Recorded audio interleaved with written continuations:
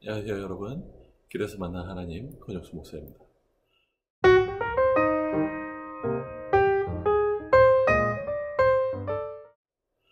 오늘은 야고보서 1장 12절에서 15절로 여러분을 만나려고 합니다.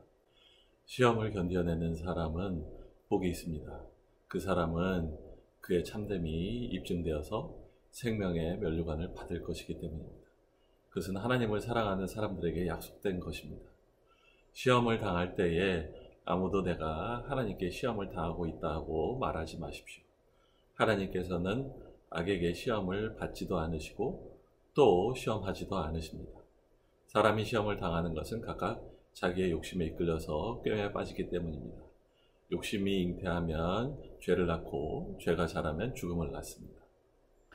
제가 아는 어느 분의 이야기예요. 좀 무슨 이유가 있겠죠? 시어머니에게 너무 화가 나서 길을 가면서 막 욕을 하고 갔대요. 근데 마침 그날 비가 오는 날이었거든요. 자전거가 옆을 탁 지나가는데 흙탕물이 팍 튀는데 그게 기가 막히게 입속으로 들어가더래요. 순간에 이분이 뜨끔하고는 그 자리에서 회개했대.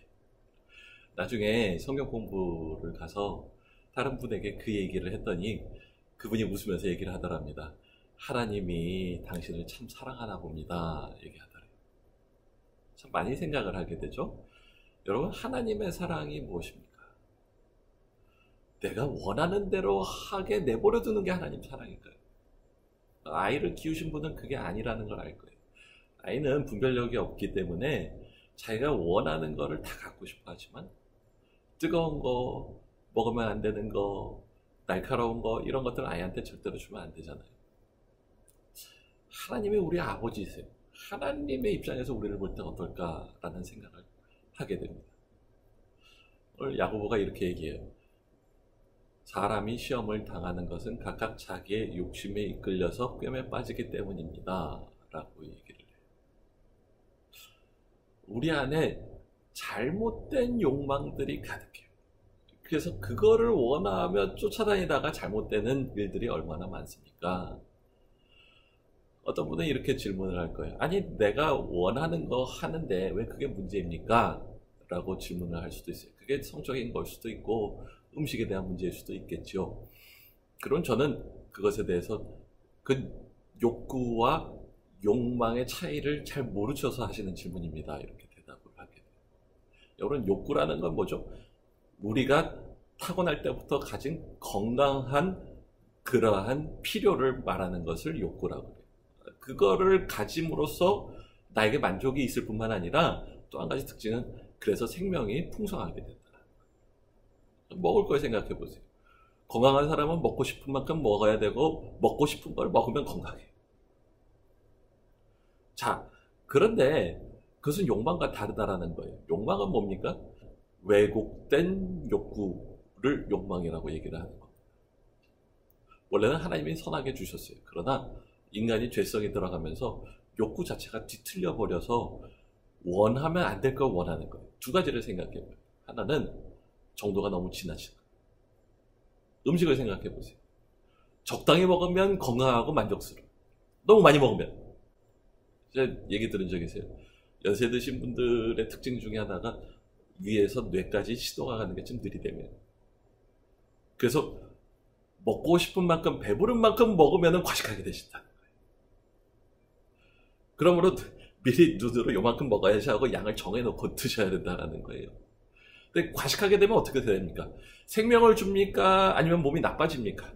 몸이 가벼워지고 건강을 느낍니까? 아니면 불편하게 됩니까? 뭐 거꾸로 생각해봐요. 너무 안 먹으면 어떻게 되죠?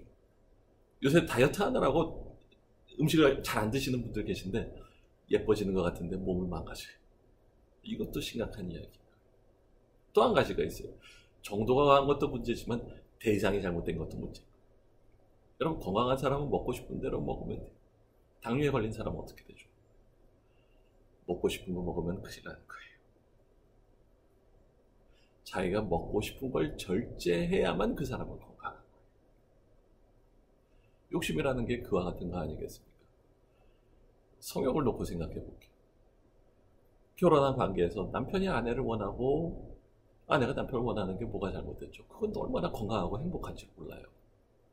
그러나 결혼해놓고 남편이 아니고 아내가 아닌 다른 대상을 원하게 되면 어떻게 됩니까? 거기서부터 문제가 심각해지는 거죠. 중요해요. 욕망은 대상이나 정도가 잘못된 거예요. 그리고 그 결과는 일시적 만족은 있겠으나 궁극적으로 비참해지고요. 생명이 풍성해지고 번성하는 것이 아니라 생명이 망가지는 것이라는 걸 아시기를 바랍니다. 기독교 안에서 잘못된 욕망 7가지를 얘기를 해요. 그걸 죽음에 이르는 7가지 죄악이라고 얘기를 하는데 한번 들어보시기를 바랍니다.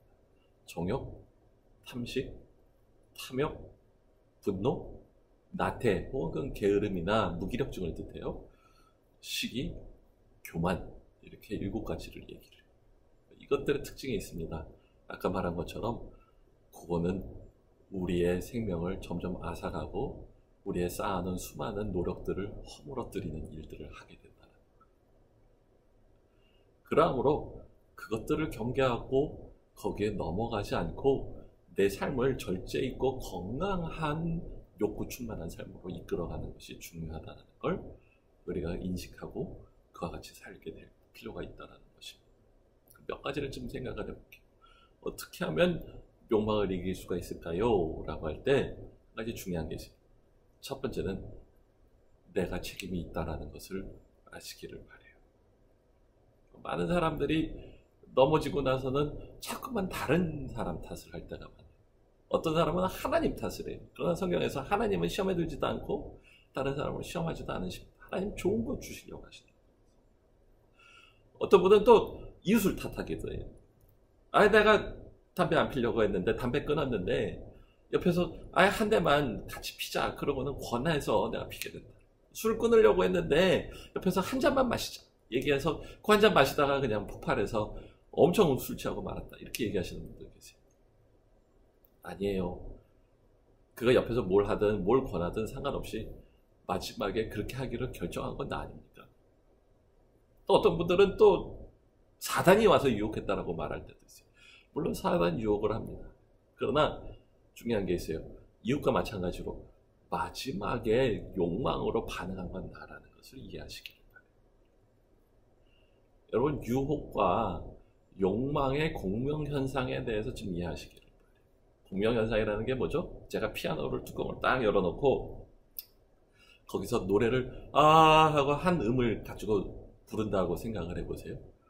그러면 신기하게 고음역에 맞는 주파수 대의 피아노 줄이 건드리지도 않았는데 같이 진동을 하잖아요. 그걸 공명현상이라고 얘기를 합니다. 중요합니다. 외적 유혹이 있을 때 우리가 왜 넘어갑니까? 근데 또 어떤 사람은 왜 그거를 잘 견뎌내죠? 외적 유혹의 내면의 욕망이 함께 공진하기 때문에 그런 거예요. 저는 미국에 좀 있었습니다. 근데 미국에는 마약을 파는 사람들이 많아요. 근데 누가 저에게 찾아와서 마약 사라, 마약 참 좋다 얘기해도 아마 저는 전혀 들은 척도 안 할 거예요. 왜 그렇습니까? 마약에 대한 관심이 없기 때문에 그래요. 근데 마약을 끊고 마약을 좋아하는 사람 어떻게 될까요? 막 끊으려고 노력을 해도 옆에서 마약을 권유하면 마음에 막 흔들림이 있는 거예요. 마약을 좋아하는 사람은 어떨까요? 옆에서 하고 있으면 나도 해야지 그러고 거기에 넘어가게 돼요. 중요합니다. 궁극적 원인은 내 안에 있는 욕망과 죄성이다. 그것을 먼저 인정하고 입으로 고백하고 인식하고 있는 것들이 참으로 중요합니다. 이걸 좀 먼저 인정해야 되겠어요. 사실은 욕망이 없는 사람이 어디 있습니까? 좋지 않은 걸 사랑하지 않는 것이 어디 있나요? 저도 너무 드라마나 TV 같은 걸 너무 좋아하는 그런 것들이 있어요. 또 가끔은 맛있는 거 있으면 절제하지 못하고 많이 먹는 그런 식탐들도 있어요.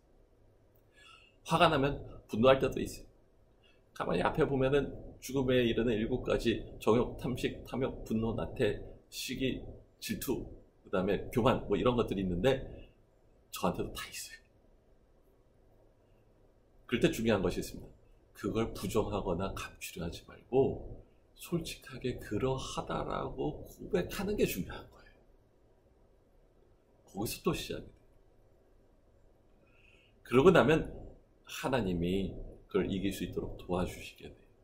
몇 가지 실질적인 것들을 좀 얘기를 해볼게요. 첫 번째는 유혹이 있으면 도망가야 되겠어요. 술을 좋아하는 분은 술자리를 피해야 되겠어요. 담배를 끊고 싶은 분들은 동료들이 담배 피는 자리를 피해야만 돼요. 여자가 좋은 사람은 내가 만나면 안 될 여자를 자꾸 피해 다녀야 돼요. 둘만 있는 것들을 피해야만 돼요. 성경에 요셉의 이야기가 나오죠.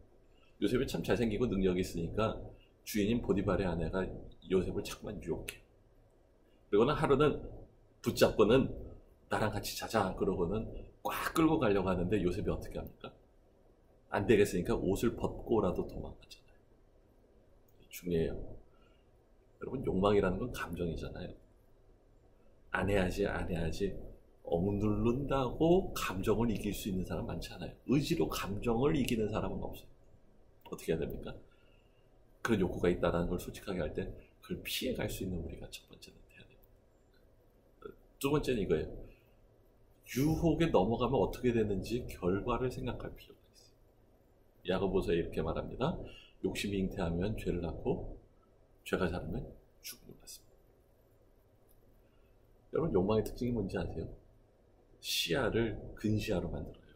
신기하게 욕망이 내 안에서 막 끌어넘칠 때는 이거에 넘어가면 그런 마지막에 어떤 결과가 오는지가 잘 생각이 나지 않고 당장의 내 욕망을 충족시키고 만족시키는 데에만 신경이 곤두선다. 그러므로 중요합니다. 잠깐 스탑 하고 멈추고 거리를 둔 다음에는 이거에 대한 결과가 뭔지에 대해서 좀 생각해 볼 필요가 있습니다. 여러분, 그리스인 조르바를 쓴 유명한 니콜 카잔스키가 있죠. 어렸을 때 참 욕을 많이 했나 봐요. 하루는 어머니한테 걸렸어요. 그랬더니 엄마가 후추덩어리를 갖다가 아이 입속에다 쑥 집어넣고 막 비벼주더래요. 아이가 막 매워서 미치려고 하죠. 근데 그리고는 다시는 욕을 하지 않아요. 가만히 내가 이걸 하면 궁극적으로 어떤 결과가 오는지 그 선택의 롱텀 결과를 생각해 볼 필요가 있다는 것을 다시 한번 생각해 보십시오. 야고보가 말합니다. 시험을 견뎌내는 사람은 복이 있습니다. 그 사람은 그의 참됨이 입증되어서 생명의 면류관을 받을 것이기 때문입니다. 그래서 하나님을 사랑하는 사람들에게 약속된 것입니다. 이게 중요해요. 시험에 넘어가서 잘못되는 롱텀 관점을 생각할 줄 안다면 더불어서 시험을 견뎌내고 이겨내는 롱텀 결과가 뭔지도 바라볼 줄 아는 것이 필요합니다. 어느 유명한 목사님이 이렇게 표현하는 걸 봐요. 시험은 기회예요. 그 안에서 예수 그리스도를 닮은 성품을 드러낼 수 있는 기회이기도 하다라는 거예요. 저도 유혹을 받을 때가 얼마나 많은지 몰라요. 그럴 때 최근에 와서 기도하는 것들이 있어요. 첫 번째는 하나님, 내 안에 이러이러한 욕망이 이렇게 많습니다. 그리고 하나님한테 고백을 하고요.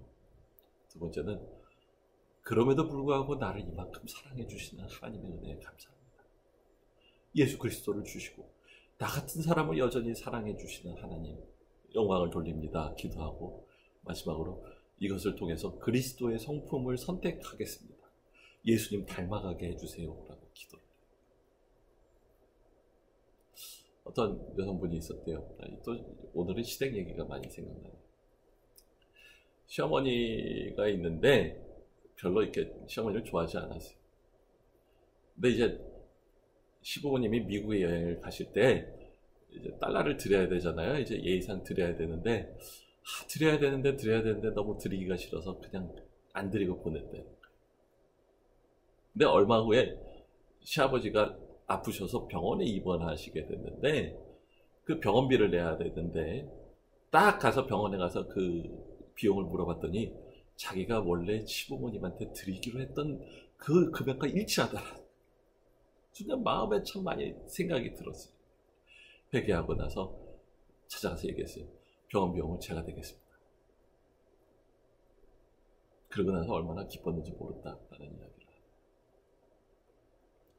마지막으로 어떻게 하면 시험을 이깁니까? 가장 중요한 건 욕심을 회개하는 거예요. 욕심이 잉태하면 죄를 낳고 죄가 자라면 죽음을 낳습니다. 라는 이야기가 있죠. 그때 중요한 건 뭡니까? 그렇다면 욕심이 죄가 되기 전에 그걸 내려놓을 줄 아는 내가 되기를 간절히 바랍니다. 마지막으로 중요한 게 있어요. 욕심이 되기 전에 욕심을 다스리시고 회개하시기를 바래요. 우리 이렇게 말합니다. 욕심이 잉태하면 죄를 낳고 죄가 자라면 죽음을 낳습니다. 여러분 정말 그렇지 않습니까? 화가 나면 죽이고 싶죠. 그게 쌓이면 어떻게 됩니까? 정말로 때려요. 그런 기가 막히게 때리면 어떻게 되죠? 죽고 말아요. 여자를 향해서 하면 안 되는 생각들을 품었어요. 계속해서 반복적으로 품으면 어떻게 되죠? 결국에 그 여자를 유혹하고 말아요. 많이 생각하게 돼요. 까라모초프 형제들의 이야기가 있습니다. 마나들이 아버지를 별로 안 좋아했고 미워했어요. 죽이고 싶은 생각도 들었나 봐요. 근데 어느 날 종이 아버지를 죽이고 말아요. 근데 그 마나들이 누명을 뒤집어 쓰고 문제가 생겼죠. 그때 아들이 고백합니다. 아버지를 죽이지는 않았지만 내 마음에 아버지를 죽이고 싶은 마음이 가득했다. 어떻게 해야 됩니까? 욕심이 있을 때 그게 실행되기 전에 빨리 내 욕심을 내려놓는 그런 과정이 필요합니다. 예수 그리스도의 보혈을 의지하세요. 예수님의 피를 의지합니다라는 고백은 주문은 아닙니다. 예수님이 십자가에서 나를 대신해서 십자가에 달리시고 내 죄를 대속하셨다라는 것을 믿는 고백을 할 때에 신기하게 죄의 욕망이 다스려지는 신비로운 역사를 경험합니다. 그러므로 욕망이 들 때마다 나는 그 시간에 회개하며 기도하는 기회를 삼는 것입니다. 기도하겠습니다. 하나님, 내 안에 욕망이 너무 많습니다. 식탐이 있고 정욕이 있고 탐욕이 있고 게으르고 나태하며 무기력하고 시기하고 질투하고 분노가 가득하고 그리고 허영이 많은 나 자신을 생각합니다. 우리를 시험에 들게 하지 마시고 악에서 구하여 주십시오. 내가 스스로 욕망을 이길 수 없으니 성령님 도와주시며 예수님의 보혈을 의지하니 오히려 욕망이 있을 때 그것을 거절하고 그리스도를 닮아가는 거룩해지는 그러한 기회가 되게 하여 주시길 간절히 바랍니다. 하나님, 우리를 구하여 주셔서 우리가 욕망에 넘어가서 죄를 낳고 사망을 낳는 그러한 일이 없도록 주께서 지켜주시고 보호하여 주시길 또한 간절히 바랍니다. 주님을 믿습니다. 주님의 도움을 구합니다. 예수님의 이름으로 기도합니다.